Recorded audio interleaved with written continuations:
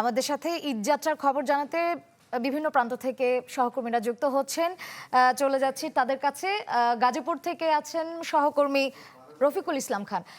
রফিক, আমাদেরকে জানাবেন সড়কের কি পরিস্থিতি?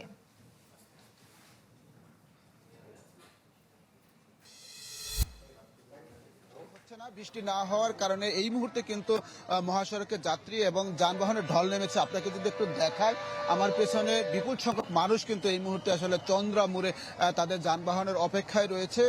তো আপনি জানেন গতকাল কিন্তু গাজীপুরের 42% শিল্প কারখানা বন্ধ হয়ে গিয়েছিল এবং ইতিমধ্যে কিন্তু অন্য যে কারখানাগুলো সব কারখানা বন্ধ হয়ে গেছে। ফলে সময় যত বাড়ছে ততই কিন্তু চন্দ্রা মোড় কেন্দ্রিক যাত্রীর সংখ্যা বাড়ছে, আর অন্যদিকে যানবাহনের সংখ্যা কিন্তু বাড়ছে। আমরা যতটুকু জানতে পেরেছি এই মুহূর্তে কিন্তু প্রায় 20 কিলোমিটার জুড়ে লম্বা লাইন রয়েছে যানবাহনের, যে গাড়িগুলো আসলে চন্দ্রা মোড় পারাপারের অপেক্ষায় রয়েছে। এছাড়া যে অন্য সড়ক রয়েছে ঢাকা ময়মনসিংহ মহাসড়ক, সেই সড়কেরও কিন্তু যানবাহনের সংখ্যা বেড়েছে, যাত্রী সংখ্যা বেড়েছে। ফলে ঢাকা ময়মনসিংহ মহাসড়কে কিন্তু প্রায় 8 কিলোমিটার জুড়ে লম্বা লাইন রয়েছে গাজীপুর চৌরাস্তা পারাপারের অপেক্ষায়। এছাড়া চন্দ্রা নবীনগর যে সড়ক রয়েছে সেই সড়কে 7 কিলোমিটার জুড়ে গাড়ির লাইন রয়েছে এবং সময় যত বাড়ছে ততই কিন্তু যানবাহনের সংখ্যা বাড়ছে। ফলে যে গাড়ির লাইন সেটি কিন্তু লম্বা হচ্ছে। তো বৃষ্টি যদি আর না হয় তাহলে হয়তো বা আস্তে আস্তে যে গাড়িগুলো সেই গাড়িগুলো পার হওয়ার, যদি বৃষ্টি আবার শুরু হয় তাহলে হয়তো বা মানুষের যে ভোগান্তি সেটি কিন্তু আরো কয়েক গুণ বেড়ে যাবে। তো আমরা যারা এই মুহূর্তে বাড়ি যাচ্ছে তাদের সাথে কথা বলেছি, তারা যেটি বলছে যেহেতু পরিবারের সাথে তারা ঈদের আনন্দ ভাগাভাগি করবেন, তাই বৃষ্টি উপেক্ষা করে তাদের গন্তব্যস্থলে যাওয়ার জন্য এসেছে। তবে অতিরিক্ত ভাড়া আদায়ের একটি অভিযোগ করছেন, যে সমস্ত যানবাহন আগে 300 টাকা ছিল সেখানে 800 টাকা পর্যন্ত নিচ্ছে। এই ছিল এখান থেকে সর্বশেষ খবর। ধন্যবাদ রফিক। এবার আমরা চলে যাচ্ছি আমাদের সহকর্মী মাসুদ রানার কাছে। তিনি আছেন টাঙ্গাইলে। রানা, আমাদেরকে জানাবেন টাঙ্গাইলে যানবাহনের চাপ কেমন এবং যাত্রীদের চাপ কেমন?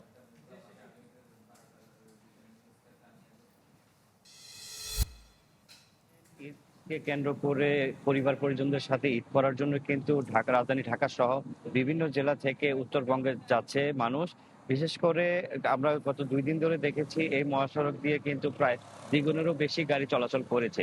আমি যে মহাসড়কটি রয়েছি এটি হল মূলত ঢাকা টাঙ্গাইল যমুনা সেতু মহাসড়ক। এই মহাসড়কে আপনি দেখতে পাচ্ছেন যে অনেক যানবাহন রয়েছে এবং প্রচুর পরিমাণে চাপ দেখা দিয়েছে। আমি কি কিছু ধরেছি নাকি? আপুটা আপনাকে চেক আউট করছে, জাস্ট কুল থাকুন। আজ এই বৈরী আবহাওয়ার কারণে কিন্তু ভোর থেকে এই যমুনা সেতু এলাকা থেকে এলেঙ্গা পর্যন্ত কয়েকটি দুর্ঘটনা এবং গাড়ি বিকল হওয়ার কারণে অনেকটাই দুর্ভোগে পড়েন। সেই সাথে কিন্তু বৃষ্টি মাথায় নিয়ে অনেককেই দেখা গেছে খোলাটা ট্রাকে জীবনের ঝুঁকি নিয়ে বাড়ি ফিরতে। এবং আমি এখানকার যে পুলিশ সুপার রয়েছেন তার সাথে কথা বলেছি, তিনি জানিয়েছেন যে সেতুর উপরে কয়েকটি গাড়ি বিকল হওয়ার কারণে কিন্তু অনেকটা যানজটের মতো দেখা যায়, গাড়ি ধীরগতি দেখা যায়। পরবর্তী সময়ে বেলা বাড়ার সাথে সাথে তারা ঢাকাগামী যে লেনটি আছে সেতুর, সেই লেনটি বন্ধ করে দিয়ে ডাবল লেনে উত্তরবঙ্গের দিকে গাড়ি ছাড়া হয়। পরবর্তী প্রায় 40 মিনিটের মতো গাড়ি পারাপার শেষে এই টাঙ্গাইলের যে অংশ রয়েছে এই অংশে যান চলাচল স্বাভাবিক হয়। এখন পর্যন্ত স্বাভাবিকভাবে যান চলাচল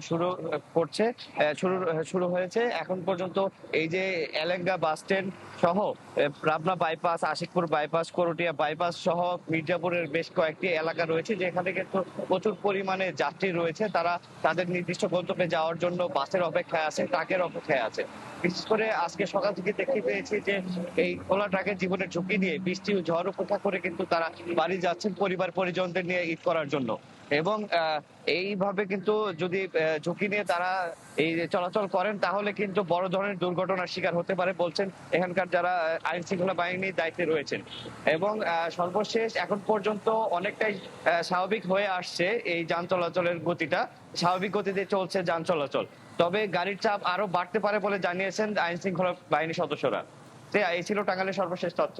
ধন্যবাদ রানা। আমাদের সাথে এরই মধ্যে সহকর্মী অপু হব যুক্ত হয়েছেন সাভার থেকে। তার কাছ থেকে জানবো। অপু, আমাদেরকে জানান সাভারে যানবাহনের চাপ কেমন?